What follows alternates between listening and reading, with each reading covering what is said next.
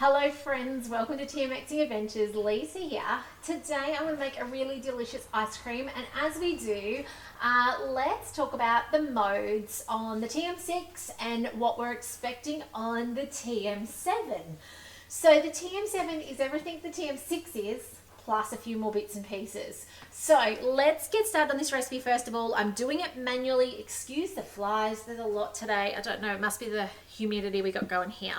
First things first, we're putting in optional sugar. Now I say optional, you don't have to have it, but I do like the wow of the sugar. So I'm gonna do 58 grams.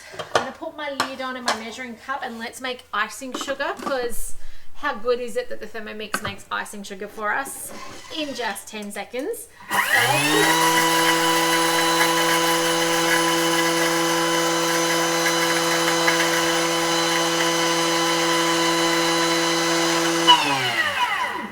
It's amazing what you can do in 10 seconds. Now, see those arms? On a TM7, we don't have arms.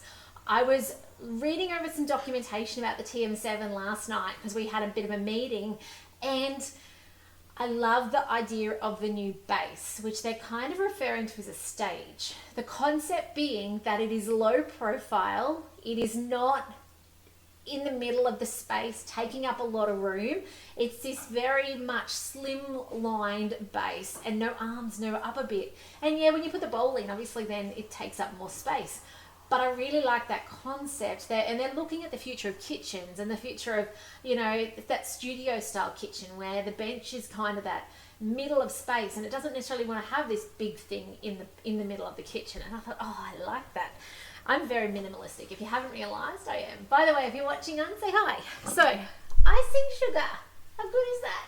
Don't buy icing sugar, make it. All right, so next up, we're putting in some frozen fruit. Now, I've got dragon fruit from the garden. We're really, really fortunate that it's something where we live that actually seems to grow relatively well. It's a bit tricky to pollinate. It's a nighttime pollination thing with a paintbrush, but it's yummy, and the kids froze up some the other day. You'll notice they're very big chunks, probably a little too big, but just means it's going to rattle around a bit more. We might need to blend it a little more. And talking about the blend, and this is 2 dragon fruit from our garden. Talking about the blend mode, the TM7 has a blend mode as well. Now the concept of the blend mode is it protects your blades. Okay, now one of the things I've heard and seen in more recent years is a lot of people wearing through their blades more frequently than ever before. Now some of that comes down to the fact that we just use our Thermomixes way more than ever before, which is fantastic. What a problem to have, right? But some of it also comes down to the fact that you might be making smoothies or blending things manually, regularly. Now if you were doing that on a TM31, it wasn't as powerful, so you wouldn't have been jarring the blades anywhere near as much as you are on a TM5, and particularly a TM6. So it's okay when it's one texture, but when you then go and add banana, orange, rocket hard bananas, berries, rock hard berries is what I meant, you're then getting to that stage where you've got all these textures and the blades are jarring, okay, against the textures. And that's why the blend mode is so important. It goes up to speed, but it doesn't push the resistance behind it.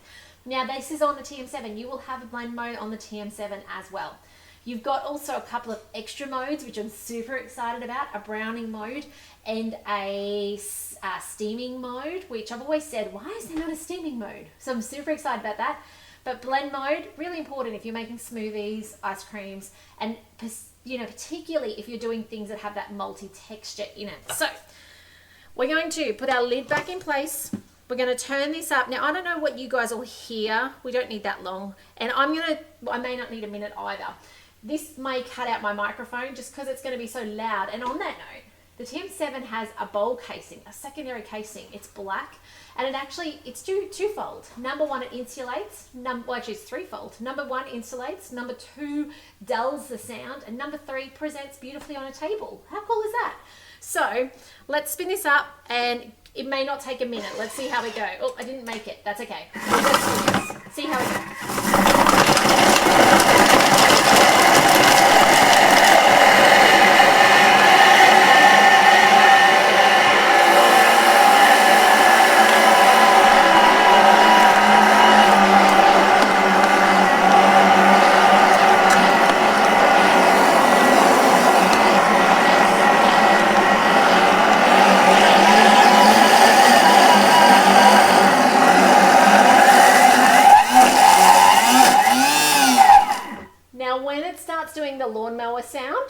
that's when you hear that free spin where it makes that horrible jarring sound. It's actually not going to damage your Thermomix. It's not going to overheat the motor because the motor is magnetically driven. It just makes a horrible sound. So we stop it and we either scrape down the sides or we do our next step. So let's have a bit of an assessment and see what it's done after 30 seconds of blending on speed 9.5. I was aiming for 10, just didn't spin it far enough. Oh my gosh. That color doesn't show up as good to you as it does for me. It is so vibrantly hot pink, it's not funny. Oh my goodness. All right, we're gonna do something here. We're actually going to add an egg white in. Now, if you don't wanna do an egg white, you may not have eggs. They might just be too expensive at the moment. Then you'll do something a bit different. You'll add some cream, 100 grams of cream, or 100 grams of yogurt, or 100 grams of coconut cream, or even a frozen banana. Actually, add the frozen banana when you put the fruit in. Okay, but I have an egg. Check out the color of my egg. A green egg. My chickens are laying green and gold and all sorts of beautiful colors. Okay, we just want the yolk. No, not the yolk. The other bit. We keep the yolk. Make custards and that vanilla slice and those sorts of things with it. So I'll put that aside for later. Stay there, little egg.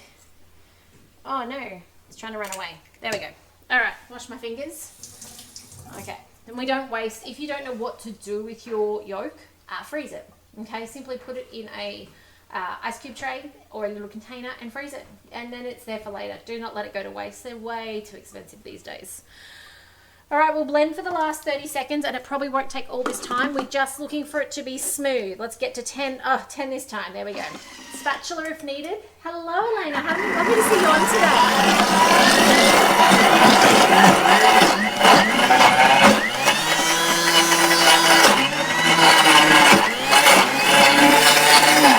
Okay, that'll do us, okay? So at the moment, I've done the spatula in there. I've made sure I've got no lumps and bumps. So now I'm gonna add the amazing butterfly. Now the butterfly is an aeration tool. You may have forgotten how to use it because if you don't use it all the time, you forget, right? So we dig around until we find our high blades. So I literally get in here and I find my high blades. There they are. Can you see that I've unearthed them? You can see the little bit of silver reflecting. Then we put it on the anti-clockwise side, the back side. We just give it a little wiggle until it's in, and you'll see it's now affixed, and as I turn it, it turns a whole lot of blades. So do not use blend mode for your butterfly, okay? Hello, Kelly. The maximum speed of your butterfly is speed 4. Okay, so let's do this together. Speed 4 normally takes 1 minute, but let's check. We may cut it short because you guys know I love to do things faster if possible. Hang with me though till we finish. It is incredibly impressive. This is something you can whip up when you've got guests over, or in our case it's afternoon tea and the kids want afternoon tea.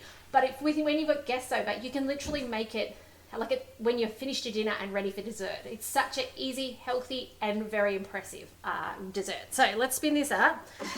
What's your favorite flavor combo while you're watching on? Let me know. Let's watch the magic of the butterfly. So excited.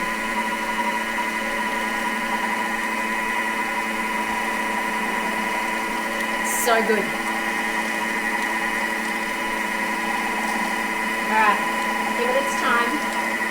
This is your time to clean up your kitchen. I don't know if you can hear me or not, but if you're not standing talking to a camera, you can clean your kitchen up. 30 seconds. I want this to be as fluffy as I can. Here we go.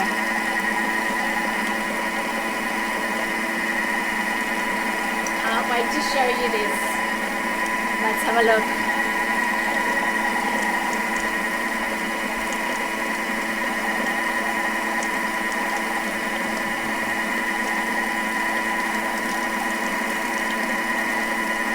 This way.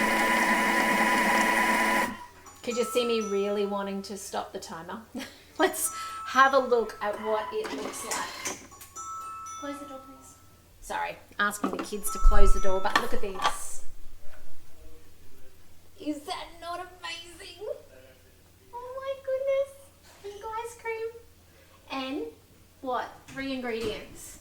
Egg, so protein, sugar, and dragon fruit. Oh my gosh. If you've not made Fruity Dream, it's called Fruity Dream Soft Serve Ice Cream.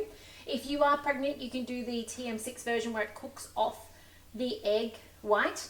But otherwise, I just like it like this. It's amazing. It's beautiful. It's, as I said, so impressive. Like, Look at that. Now you can put other flavors in. You could make this mango, you can make it berry, you can make it, and you don't even need to have, a little tip I learnt years ago. If you want hot pink colored like this, it doesn't even need to be all dragon fruit. You could literally do half and half with something else, or a quarter. The pink will still dominate and shine through regardless. There you go, guys. That's it from me today. 2 minutes to whip up your own amazing fruit ice cream in your Thermomix. Fresh, you know what it is, and so incredibly pretty, okay? Look at that. If you want it even more fluffy, a little more sugar will also do that as well. You can put a second egg white in. I'm not fussed. But otherwise, give it a go. Tell me what you think. But otherwise, take care. If you need help with Thermomix, reach out. I'd love to hear from you. But otherwise, I'll see you in the next video soon. Bye for now.